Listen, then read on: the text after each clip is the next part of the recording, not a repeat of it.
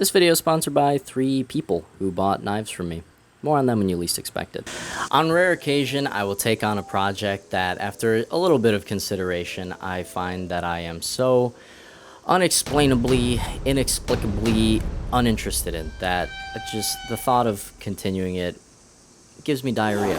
And yeah, maybe I had diarrhea already, but that's not the point. The point is I've got a whole set of screwdrivers over there, and the thought of continuing the sword build at this time makes me want to shove all of them into my ears. I've been told by a lot of people I've got really nice eardrums, and it would just be a shame. I'm going to go ahead and work on the sword a little bit, and then I'm going to do something that I am actually interested in at this time, which is repairing and reverse engineering with my newfound leatherworking skills this weighted dip belt, also used for pull-ups. So I'll fix this one so it'll never break again, and then I'll make my own that'll be way better and epic, and most importantly, will not make me shove screwdrivers in my ears. So here's the video. Hope you guys like it. Now look, to be fair to past Eli, this was one of the first things that I ever beveled, but since doing a few more bevels, I've learned that this practically is not beveled at all. On the edge, some spots are almost a 1/4 inch. As far as like the uniformity of it goes, I think I did a decent job, but as much work as I put into it, there's definitely still a lot of work to be done, so let's get it done. So we got a piece of steel that is bevelly, but it needs to be bevelier. The trick, do it, but more. You gotta hold the piece at an angle right at the edge so that you can strike the piece without actually hitting the anvil itself. Clearly the person I got the anvil from did not really mind hitting the anvil itself. I did keep on running into this freaking issue where the bounciness of the anvil would bounce the piece onto the corner, then I'd whack it and gouge the heck out of the steel. But I learned pretty quickly that putting a good old thing inside this here hole makes a pretty nice little thing for you to butt the steel up against so it doesn't drift off the edge. Then, as the great philosopher Ronnie Coleman said, ain't nothing to it but to do it. Supposedly, if you work on both sides evenly all the way up the steel, you can keep it from warping way too much. I did not have the ability or desire to do that. So I ended up with this corn chip, basically. Straightening that out, really pretty simple. The Ronnie Coleman thing again. Ronnie Coleman is very applicable in most blacksmithing situations. So now that we got everything as straight as I'm really gonna get it at the forge, we're gonna get to work on all the grinding and cutting and stuff. So first is the outline. My only real constraint here was what can I actually fit inside of this blank that I've hammered out. The rough forge piece was not symmetrical. One side was definitely wider than the other side. So I had to trace out the stencil on the smaller side, because if you trace it out on the bigger side, then once you fold it over to get that perfectly symmetrical stencil, then of course the stencil is going to overhang the smaller side. And at this point you can only really take steel away. You can't really add to it. So I ended up with this design that was thinner than I thought it was gonna be, but that was just because I was used to holding the big chunky blank. It definitely seems to feel and look a lot more realistic and reasonable like this. So I cut the stencil out, stick it down with some magnets, and lay down the outline with some white spray paint. You can see there's a lot of material to remove here. If you were a better blacksmith than me, you could probably just jump straight to the belt sander and just grind away the white parts. But I had more than enough material to justify using the angle grinder first. So we go ahead and cut that away. Then we jump to the belt sander, grind away the little bit that's left. Then we move on to the flat grinding, a little bit of beveling, and then... Ooh, that was close. Well, time to do something that is actually fun. Little backstory. Just kidding. Big backstory. This thing's been sitting around my gym for close to a couple of months. Some rivets have popped out of it. The D-ring completely snapped. It's just been on the floor getting stepped on, gathering dust. Ain't nobody fixing it. Ain't nobody throwing it out. Just abandoned and neglected. Very sad. So, oh, don't worry. I did ask if I could bring it home. In my brain. And they did say that I could. In their brains, I think. So the plan is, fix this thing up so freaking good that it'll never break again, sneak it back into the gym, everybody's none the wiser, and as payment for this wonderful thing that I've done, I'm gonna be tracing out the parts and reverse engineering it to make my own. Let's freaking go, man. How much you wanna bet I get this finished in one day? Because I actually wanna do it. You wanna see something funny? Here's this weighted dip belt that you're supposed to be able to hang a bunch of weight from and do dips and stuff and pull-ups, whatever. Given that display of unfathomable strength, you may be tempted to think that these are snaps like you might find on a sweater. They're not, they are rivets, rapid rivets. Very good for certain applications, very not good for load bearing, which makes it a very interesting choice for them to have used on this. So what we're gonna be replacing those with are these 3/16 inch copper rivets. These things are painfully thick, but not unnecessarily thick. I'm also gonna be repairing the D-ring. It seems like it was welded at some point, but it was a very surfacey weld. So I'm gonna get that done a little better. And I'm also just gonna treat it. I mean, why not? This thing has seen some rough days. It's put in a lot of hard hours. I'm gonna treat it to some new dye. I'm gonna do a new wax coat on it. This thing's gonna be nice. I honestly wouldn't even be surprised if I went in the next time and someone had stolen it. Depressing thought, but at least I'll have mine. So let's get this thing all popped apart. Oh yeah, this one's already on its way out. It's already snapped.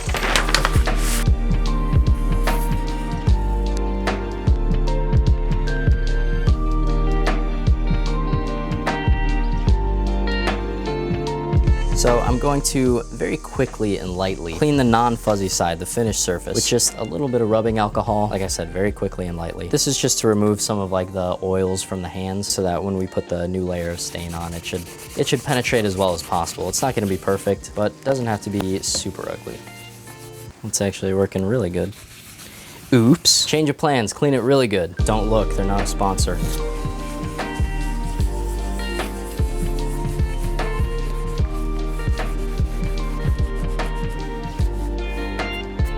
Well, that worked better than expected. For the stain, I'm going with this stuff. Cordovan is the color. I don't know what that is. But it looked really nice on one of the sheets that I just did, so I'll try it here. You know what? Let's do it on a small little test spot. This part right here gets covered up by this piece, so we can test it right there.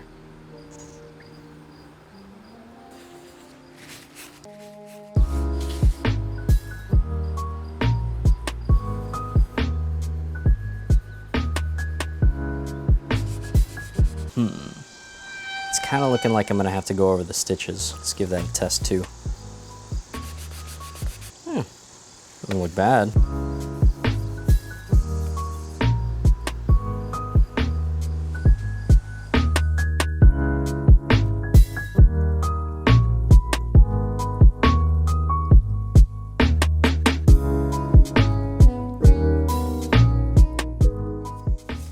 Bro, this is looking nice. Holy cow. Holy smackerel. Wowee. Heck yeah, dude. Most controversial move on ZNA Productions to date. Some of you may unsubscribe after this. But look, this is not gray. It's dirty. It's yucky. It's supposed to be that color. So we're gonna go the Black Air Force route out of sight. So we're gonna go the Black Air Force route out of sight. What the frick? So we're gonna go the Black Air Force route out of sight, out of mind. If you can't see that it's dirty, is it really dirty? We're gonna go ahead and black it out, starting with this edge.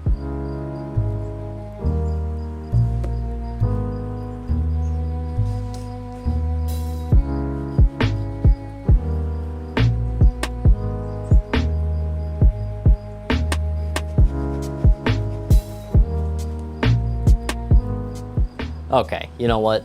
No regrets whatsoever. If anyone's out here pretending that doesn't look way better than that, get out. That looks 1,000 times better. But definitely gotta leave this to bake out in the sun. We do not want dye getting on people's clothes.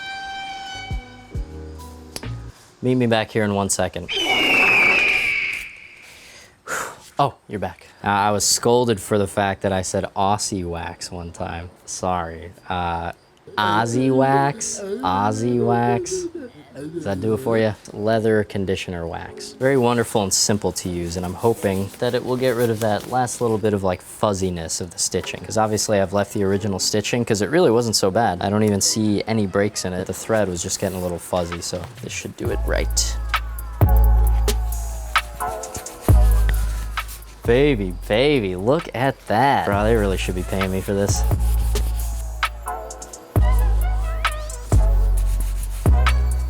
Now the edge of this is completely unburnished, so I'm gonna go ahead and do that too. Get a little wax on there. And it's already saturated from the dye, so there's where you get your moisture. Got this little ceramic corner piece for tiling. It's super slick and smooth. See the difference there? Burnished, unburnished. Nice and shiny and smooth and finished looking. See, I'm not bald, I'm just burnished.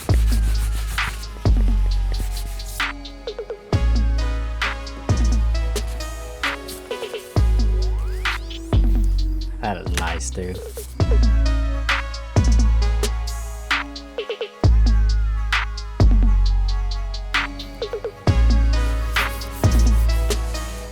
I'm finding on the fuzzy side, if you kind of scratch it in with your fingernails, it really gets all the fibers pretty good.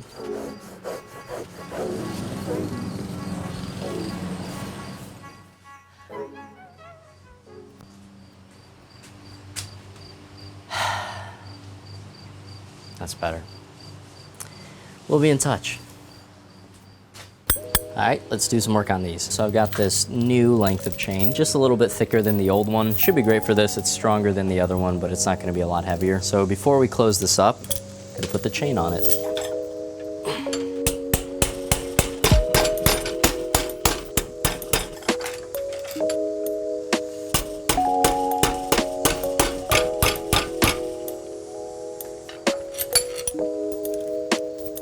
And now we're gonna do something a little weird. So the last weld just straight up broke. The weld itself broke. And I'm pretty sure it's because they just butted the ends of the D-ring up against each other and then just welded across the top of it like they're putting mustard on a hot dog. It doesn't look like there's any real penetration of the weld in there. So now that I have these two ends lined up, I'm gonna grind a little bit into it and actually fill it in with weld and really bridge the gap.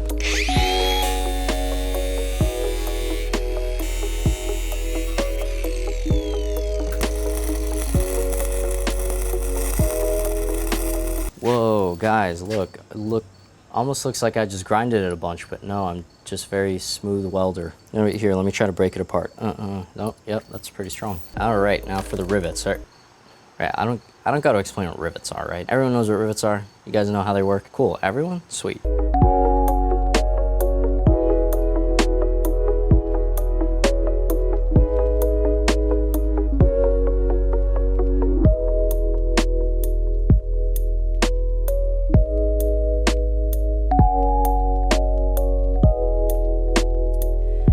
And here is the finished product. Very nice, as you can very clearly see. Got the little before picture. Oh, ew, yucky. And then we got the after pictures. Wow, so nice.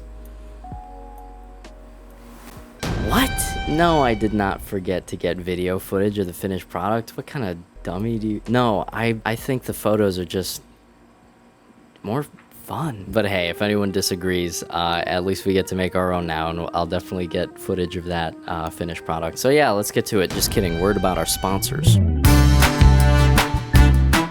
I really do have to tell you about my sponsors. And this ain't some company, this ain't some mobile game, this ain't some man box, freaking game box, gamer box. Yeah. No guys, this is 3 individuals who have purchased knives from me epically, and you might be thinking, what could you possibly have to tell me about these people? Guys, these are not normal people. Let me tell you about my friend Gavin Buckner. Guys, one time I slipped in the shower and I was just paralyzed from the neck down, and I just yelled out, help, help. I couldn't get up. And who showed up? It was Gavin Buckner, and he had his eyes closed, so it wasn't sus, but he helped me stand up. He fixed my paralysis, and guys, I really do owe him my life. So yeah, thanks. Oh, and he bought a knife too, so that's very epic. Thank you, Gavin Buckner. Appreciate ya. And let me tell you about my other very close friend, Jeffrey Gallagly. Yeah. Guys, you might be thinking, what could you have possibly to tell me about a guy named Jeffrey Gallagly? Well, you just listen. One time I was in the bathroom and so embarrassing. I was on the toilet and I ran out of toilet paper and I went, help, help. And who showed up? It was Jeffrey Gallagly, and he not only brought me toilet paper, he brought me flushable adult wipes also. I mean, you would be shocked what those things pick up after you thought you were done wiping with regular paper. Horrifying. But he did all that for me. He gave me the stuff. He didn't wipe me, so it wasn't sus or anything. But yeah. And he bought a knife for me. So thank you very much, Jeffrey Gallagly. You're a real one. Appreciate you. Thank you very much. But guys, I'm serious. Let me tell you about Hunter Wagner. Guys, one time I was in the bathroom and I was brushing my teeth and I just ate a really big bowl of cereal and I was trying to brush my tongue. You gag when you do that, and I threw up. And I was throwing up in the sink, and I started crying because I hate throwing up, and I was like, help, help, and then, guys, Hunter Wagner showed up. He talked me down, made me feel a lot better, and he kind of, was kind of, scratching my back like my mom used to when I would throw up, and I mean, he was using a back scratcher, so it wasn't sus, but yeah, geez, I don't know what I would have done without Hunter Wagner, and he bought a knife, so that was pretty epic of him. So yeah, guys, that's sponsors for today. Thank you very much, you 3. Oh, honorable mention, Lindsay Boley. Logan, I would have shouted you out, bro, but you had your mom talk to me, so. Very, very professional lady, straight to the point, so it wasn't sauce or anything, but yeah, maybe next time, Logan Boley, I will call you out by name, but not today. Sorry, bro. Let's hop into this build. Let's go. Test. Okay, first thing. You know what it is, Wells. You gotta cut your stencils out. Absolutely crucial. Now, this stuff's supposed to be supporting some weight, so this is definitely not the time to be skimping on the thickness of the leather. I'm gonna use the thickest stuff I got. This is almost 3/16 veg tan leather. Should do really sort of pretty good.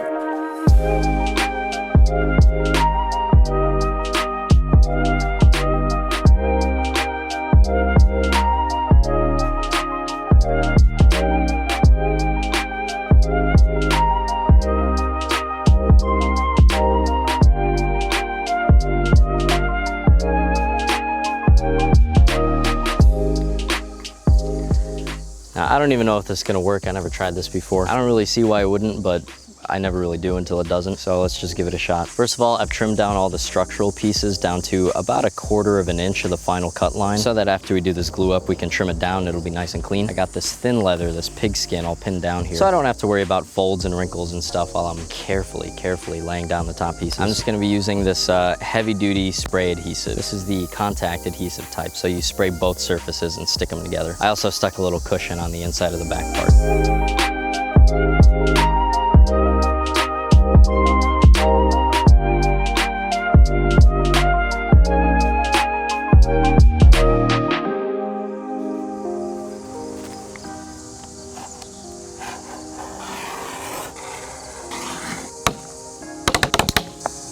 Hey.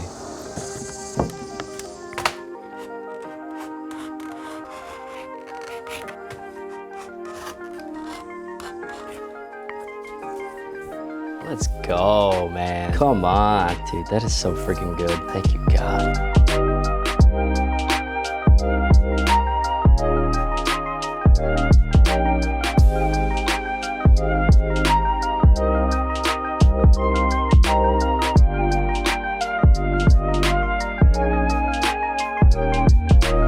I've decided against torturing you with staining and waxing and stitching and riveting footage, but what I do owe you is the big reveal for the big secret that I've been keeping the whole entire video.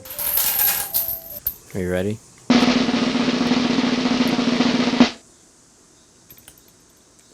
I deceived you using exaggeration. Remember when I said the belt was going to be way better than the original? It's a little better. It's barely better. It's like, look, here's the improvements. The copper rivets and the stitching here and here. Literally everything else is the same. And don't get me wrong, there's good improvements. I stitched it with tiger thread. That's the stuff they carried King Kong with. So it is dramatically stronger, but to be honest, when I was recording the first part, I had these grandiose ideas about like, I wanted to make like a wiener shield.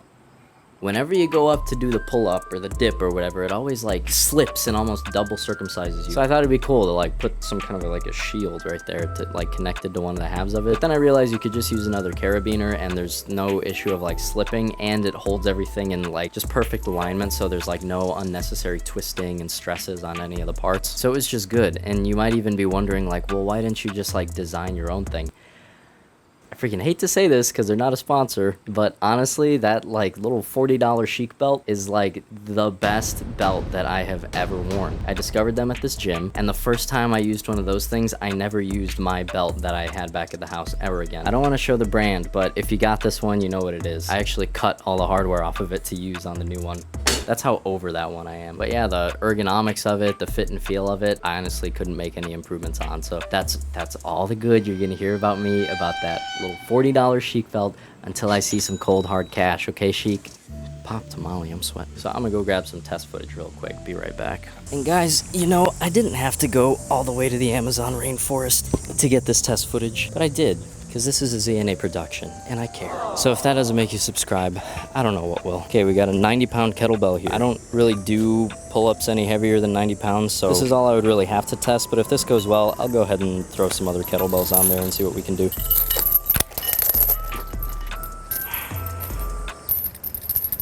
Like nothing, like butter. Woohoo! All right, let's get stupid.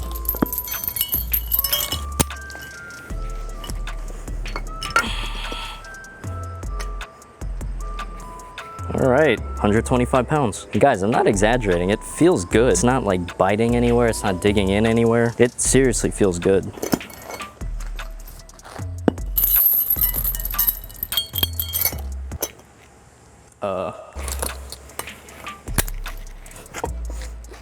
I definitely gotta get into position. Bruh. All right, if you're doing 160-pound pull-ups, I don't know why you're watching my videos. You should be like in a lab somewhere. I'm satisfied with that. I don't think I need to do anything else. All right, I know this was not what anybody was expecting today. I know a partial sword build and a weighted dip belt build is maybe an acquired taste in video, but hopefully there was enough color and movement to keep your attention long enough for me to say thank you for watching. I appreciate you. If you enjoyed the video, please consider subscribing. Never hurt ain't never hurt nobody. In fact, actually kind of helps. That's all I got for today. Thank you very much for watching. Talk to you later.